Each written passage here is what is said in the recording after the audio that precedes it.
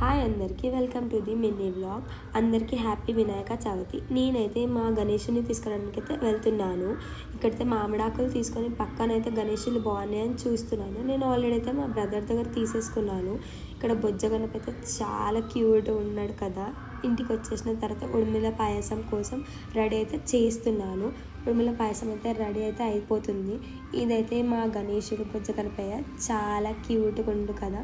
మేమైతే ఇదే first time, so మాకు తెలియకపోయినా సారీ. ఇక్కడైతే మేము బియ్యం వేసి అయితే గణేషుని అయితే పెడుతున్నాము. దానికి తోడు చిన్న గణేషుడు ఉండాలి కాబట్టి చిన్న గణేషుడు అయితే పెట్టేస్తున్నాం అన్నమాట.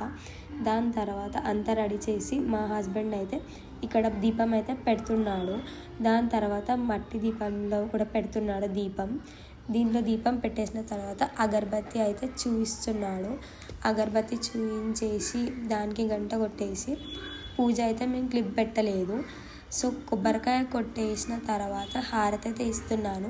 హారతి మంచిగా చూపించి మంచిగా ఉండాలని కోరుకుంటూ ఇక్కడ హారతి అయితే అందరికీ ఇస్తున్నాను అనమాట. మీ బ్లెస్సింగ్స్ అండ్ మీ సపోర్ట్ నాకు మంచి కావాలని